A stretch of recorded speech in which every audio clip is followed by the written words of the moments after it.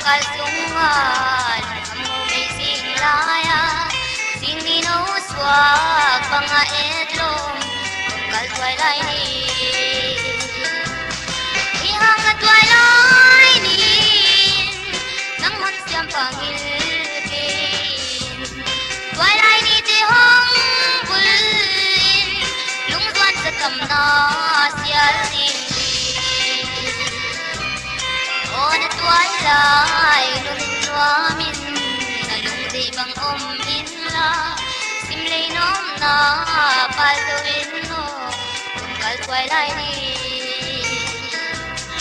ihang na twilight nang mansiyang pangilkin twilight ni tihong bulin lungduan sa kamna siyal ngang ilkin no palay twilight bang lainin siyan mang maya na din umdin kal twilight